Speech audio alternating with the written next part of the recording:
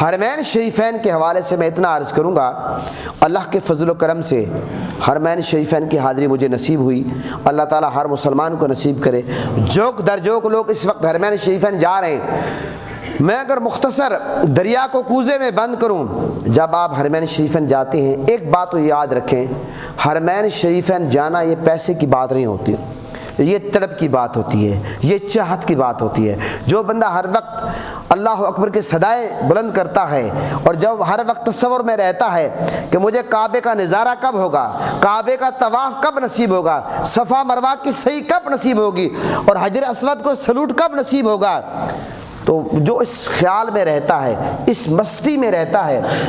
اللہ تعالیٰ اس کے لیے اسباب پیدا کر دیتا ہے، اللہ اس پہ کرم کر دیتا ہے۔ یقیناً جب آپ حرمین شریفین جاتے ہیں اور کعبے پر آپ کی نظر پڑتی ہے، یقیناً اس وقت ایک کیفیت ہوتی ہے، اور اس لیے کہتے ہیں اس وقت آپ جو بھی دعا کرتے ہیں اللہ تعالیٰ وہ دعا قبول کرتا ہے۔ اور اس لیے پھر جب آپ مزدلفہ جاتے ہیں، پھر جب میں گیا تھا عرفات کی پہاڑی پہ جہاں پر حضرت آدم علیہ السلام کی توبہ قبول ہوئی، انبیاء تو معصوم ہیں، بظاہر جو ایک معاملہ ہوا تھا، اور پھر جہاں پر آقا علیہ السلام کی اونٹنی جا کر رکی تھی، اور میرے آقا نے جس پہاڑی کو بہت پسند فرمایا کہ اس کے قریب پڑاؤ کرو عرفات کے میدان میں، اللہ اکبر، وہاں بندے کی صورت حال اور ہوتی ہے۔ اچھا یہ آپ دیکھیں، آپ عرفات میں جاتے ہیں، میرے آقا گئے، آپ مزدلفہ جاتے ہیں، میرے آقا تشریف لے گئے، آپ مینا جاتے ہیں، اللہ کے نبی تشریف لے گئے، غار ثور میں آپ زیارت کرنے جاتے ہیں اس لیے کہ میرے آقا وہاں تشریف لے گئے، حضرت ابوبکر صدیق نے میرے آقا کو کاندھوں پہ اٹھایا، غار حرا میں آپ جاتے ہیں اس لیے کہ وہاں میرے آقا پر قرآن نازل ہوا۔ محترم حضرات، پھر اسی طرح مدینہ میں آپ جاتے ہیں، میرے آقا نے فرمایا کہ جس نے حج کیا اور میری بارگاہ میں نہیں آیا اس نے مجھ پر ظلم کیا۔ پھر میرے آقا نے فرمایا جس نے میری قبر انور کی زیارت کی،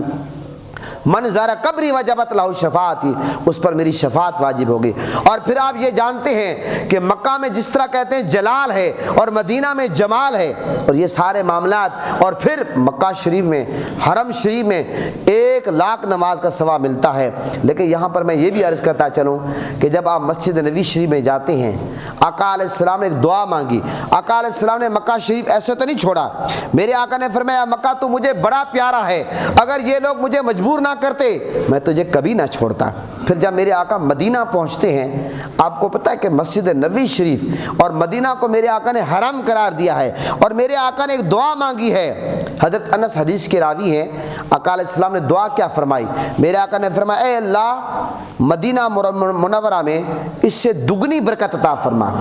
مدینہ منورہ میں اس سے دگنی برکت عطا فرما جتنی تو نے مکہ مکرمہ میں رکھی ہے۔ اچھا یہ حدیث پاک بخاری اور مسلم کی حدیث ہے، بہت سارے لوگ اس حدیث پاک سے واقف نہیں ہیں، اس لیے جو اہل عقیدت ہیں، اہل محبت ہیں، اس شاکان مصطفیٰ، غلامان مصطفیٰ یہ کہتے ہیں کہ مکہ میں اگر 1,00,000 کا ثواب ہے، مدینہ میں 2,00,000 کا ثواب ہے۔ لیکن اگر یہ بھی حدیث ہے کہ مدینہ پاک میں 50,000 کا ثواب ملتا ہے نماز کا، لیکن جس کو 50,000 لینا ہے وہ 50,000 لے لے، ہمارا کیونکہ حضور کی اس حدیث پر بھی ایمان ہے، میرے آقا نے جو دعا کی ہمارا ایمان ہے کہ میرے آقا کی دعا رد نہیں ہو سکتی، میرے آقا نے جو دعا مانگی لب مصطفیٰ ہلتے ہیں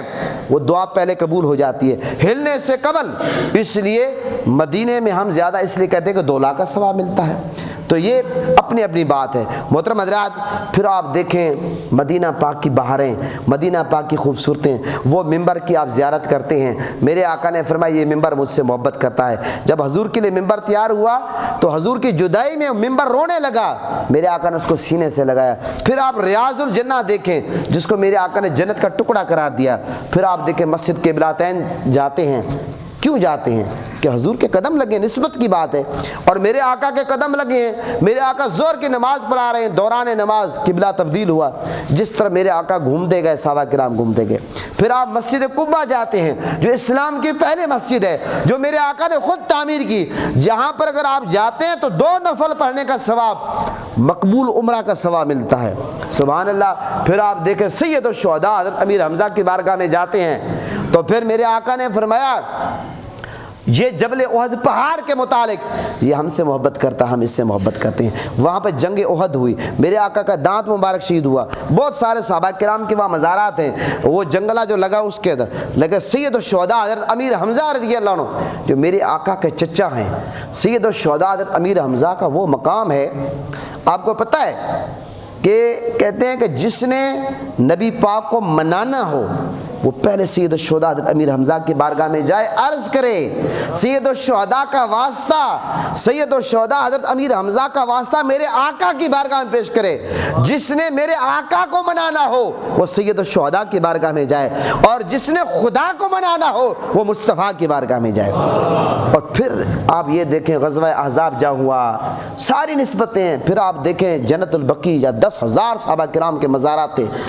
آپ کو پتہ ہے پہلے ترکی حکومت نے مزارات بنائے تھے، یہ موجودہ حکومت جن نے گرا دیے، اور سیدہ کائنات بی بی فاطمہ کا مزار ہے وہاں، آپ کو پتہ ہے۔ لیکن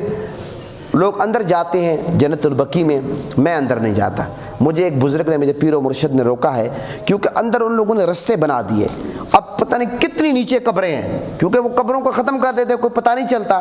اس لیے خدا نہ خواستہ اگر ہمارا پاؤں کسی قبر پہ آ جائے، کسی صحابی کے سینے پہ آ جائے، تو ادب کا تقاضا یہ ہے، اولیاء اور صوفیاء یہ کہتے ہیں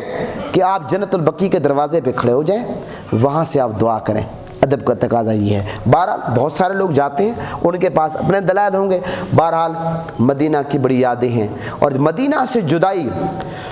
یقین جانیے قیامت سے کم نہیں ہے۔ سب سے جو بڑا صدمہ ہوتا ہے، آپ کو پتہ ہے، جب بندہ مدینے سے جدا ہوتا ہے، مدینے سے جدائی۔ اور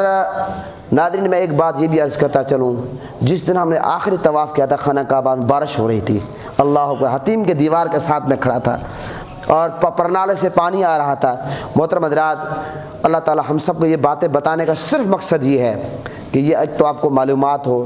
ایک بات میں یہ کرتا چلوں، حرمین شریفین لوگ آج کل جاتے ہیں، یہ موبائل، یہ سسٹم، سب سے زیادہ ویڈیوز میں نے بنائی ہیں، الحمدللہ لائیو کوریج دی ہے، لیکن کسی ویڈیو میں نے الحمدللہ حضور کی طرف پیٹ نہیں کی۔ لوگ خانہ کعبہ کی طرف پیٹ کر لیتے ہیں، روضہ رسول کی طرف پیٹ کر لیتے ہیں، اور وہاں پر آج کل لوگ دھڑا دھڑ عمرے پہ جا رہے ہیں، نماز کا لوگ خیال نہیں کرتے کہ نماز کے آگے سے گزر جاتے ہیں۔ حضور کی حدیث ہے کہ نماز کے آگے گزرنا اتنا گناہ ہے کہ 40 سال کوئی بندہ کھڑا رہے، 80 سال کھڑا رہے۔ ایک حدیث میں آتا ہے کہ زمین میں گھس جائے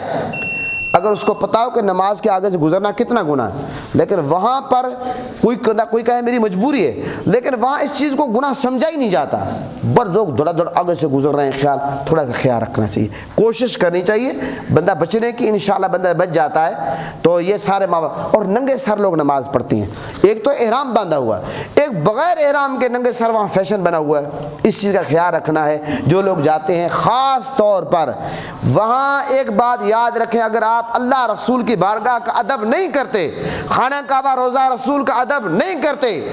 یہ بات یاد رکھیں آپ کی حاضری بیکار ہے۔ لوگ جوتے اٹھا کر روضہ رسول کے اندر جا رہے ہیں، دفع کرو جوتوں کو پیچھے رکھو۔ اس لیے وہاں ادب ضروری ہے، وہاں پر جتنا ثواب ملتا ہے، جتنا وہاں پہ اجر ملتا ہے، اللہ رسول کا جتنا کرم مکہ میں ہوتا ہے، مدینہ میں ہوتا ہے، خدا نہ خواستہ اگر بے ادبی ہو جائے اتنی بندے کی پکڑ بھی ہوتی ہے۔ اس لیے میں نے دونوں پہلو آپ کے سامنے رکھ دیے۔ اللہ تعالی ہم سب کو حرمین شریفین کی بادب بار بار حاضری نصیب فرمائے۔ اسی پہ اتفاق کرتا ہوں، پاکستان کا مطلب کیا؟